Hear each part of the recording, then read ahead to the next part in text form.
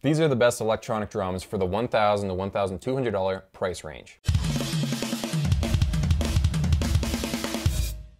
What's up guys, Justin Greenwald here, welcome to 65 Drums. This is the place to keep on top of all things e-drum related, so subscribe, press that bell icon if you haven't already. This is the best drum sets for $1,000 to $1,200. Public disclaimer guys, in all my other videos, people keep asking me why I never mention Millennium drums. I never talk about Millennium because they aren't sold in the United States. I've never even seen one in person. So that's why I never mention them, and a lot of people keep asking me in my $300 video, my $500 video, and my $800 video, why I never mentioned this Millennium drum set or that Millennium drum set or that Millennium drum set. I know I have a lot of people watching from Europe and that's a popular drum set company over there, but I've never played one and that's why I don't include them on this list. All right, so let's get started with the first one on this list. It's the Roland TD11K. This is a staple of the electronic drum scene. A lot of people, they buy their first electronic drum set and it's the Roland TD11K. I've actually recommended this drum set to a lot of people, and it is a solid drum set. I'm going to go over the pros and cons here. It's not a perfect drum set for everybody though.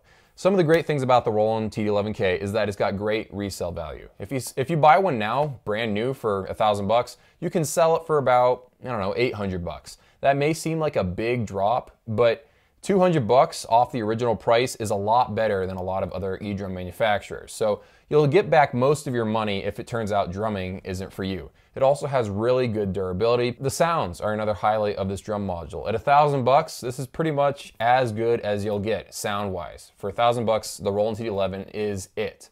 But as far as the pad sizes themselves, these are pretty small pads at this price point. There are other drum sets just a little bit more expensive or even at this exact same price that are bigger. One of the disappointments about this drum set is that it's only got a 2-zone ride cymbal and you have to hit the edge to get that bell sound. So again, this is a mixed bag guys. You're trading large pad sizes for durability and good sounds. These sounds aren't great, but they're better than the competition. So you're getting durability and good sounds. And that's what you're getting if you're buying this Roland drum set. The next drum set on this list is the Kat KT4. Some of the highlights about this drum set are just the large pads, and you're getting an extra tom over a lot of other drum sets near this price range, and that extra cymbal as well. You're gonna have to get past that white color. Either you love it or you hate it. I'm not a big white drum set guy. I'd rather have all black pads. That's what I'm all about. But some people will like that color, so you know, it's just up to you. But the highlights are it's got very large pads and it's at a pretty low price. For me, the drum module is the biggest weakness of this electronic drum set. Even though you're getting all these pads and they're large, they're all rubber and the sound isn't that great. So you're gonna have to do a trade-off between the Roland TD11 and the Kat KT4. Do you want larger and more pads, or do you want a smaller drum set that's more durable and has better sounds? Again, neither of these drum sets will break any records for awesome sound. The TD11 doesn't sound incredible. It just sounds a lot better than the KT4. So you're gonna have to make a decision between those two kits. Now there's another kit just $100 more that has caught a lot of people's eye. Sitting just between the $1,000 mark and the $1,200 mark is the Alesis DM10 MKII. This is a brand new drum set that apparently is replacing the Alesis Crimson. Don't quote me on that. I think it's replacing the Alesis Crimson because you're noticing a lot of Crimson drum sets disappearing from major music websites. So I'm just assuming this. The Crimson was $1,000. The DM10 MKII is $1,100. So what are you getting for that extra $100? You're getting two things. You're getting an extra cymbal, so you're getting an extra crash cymbal, and your snare is no longer on a dedicated snare stand, and it's 10 inches instead of 12 inches. So you're getting a smaller snare and an extra cymbal for an extra $100. And I think there are a few more sounds in the drum module, if I counted right. The whole situation here is really, really weird to me. They're calling it the DM10, even though it's not using the Alesis DM10 module, which came out a few years ago. They have this new module that looks exactly the same as the Alesis Forge, the Alesis Command, and the Alesis Crimson drum module, except now they're calling it the Alesis DM10 drum module. I don't really understand all of this. As far as value for your money, you're getting a very large set of pads. They're all mesh heads, which is great. A pretty nice experience for such a low price. But like the KT4, the cymbals don't feel incredible. Okay, so now we're at $1,200. This is where stuff starts to get interesting in the electronic drum world. Let's start off with the Yamaha DTX 532K. This is almost identical to the Yamaha DTX 522K, believe it or not. That drum set's $800. This other drum set just has a better hi-hat and a better crash cymbal. For some people, that's enough. That tips the scales. That makes people want to buy the drum set. It's got the exact same kick drum tower, the exact same 7-inch rubber tom pads, the exact same snare, and really the only upgrades are a better crash cymbal. I think it's a 13-inch crash cymbal, triple zone crash cymbal. The other one was triple zone as well. But bigger crash cymbal and better hi-hat that's on a dedicated hi-hat stand. That's a big deal to me. I really like my VH11 because it's on a physical acoustic hi-hat stand. I think that really adds to the experience. But you just got to decide for yourself. Do I want to go spend $800 and get the DTX 522K and just have a lower quality hi-hat and crash cymbal, or spend an extra $400 just to get a better hi-hat and a better crash cymbal? Is that worth it to you? For some people, it really is. And this is a decent drum set, and it's definitely worth a look.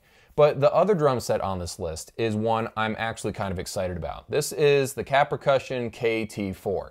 This is the first Kat percussion drum set I have actually liked. When I sat down to play this electronic drum set, I realized how good of a sound module it had. The sound module is the highlight. Really good sounds. It's on par with something like, almost on par with like a Roland TD-25. It's that good.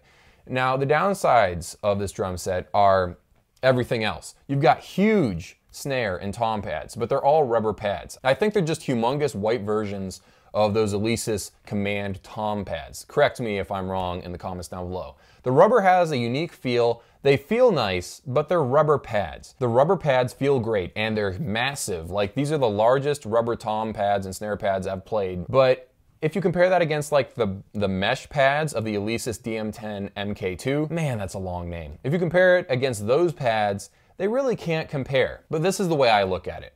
For myself, I'd rather have the better sounds and the okay pads. That's just me. I'd rather have the okay pads and the good sound. Two other things to mention about this drum set is that the kick drum is using a Mylar acoustic drum head, so it is a bit louder than other like mesh kick drums that you would play. And also the cymbals seem to be made by the same company that makes the Alesis cymbals, and I believe the Simmons cymbals. So again, it's like Medeli, I believe. So they're not incredible, and they probably won't last forever. And again, it's got that white color, and it might bother you. One plus about the KT4 though is that it's got an incredible drum rack. This thing is heavy duty, it's all chrome, it looks really, really nice. I think that if you're in this price point and you're willing to buy a drum set with cymbals that may not last forever, this drum set is really good for the money. It really is. I had a fun time while I was playing it. Okay, so that caps off the $1,000 to $1,200 price point. So for me, if I had $1,000 to spend, it would definitely be a Roland TD-11K if I had to buy new. And if I had $1,200 to spend, I would probably go with the Kat Percussion KT4. If I was going to play live, I would go with the Yamaha DTX 32K, just because the white pads, even though I love that sound module, the white pads just bother me, and I'd rather have that Yamaha drum set. So anyway, thank you so much for watching. If you want to see the next installment, please give this video a like. It seems to be helping out a lot of people. The $1,500 and $2,000 price point, that's where drum sets really start to get good. I think actually the $2,000 price point, that's where drum sets start getting legit in the e-drum market. So we're gonna work our way up there. Thank you so much for watching. See you guys in a few days.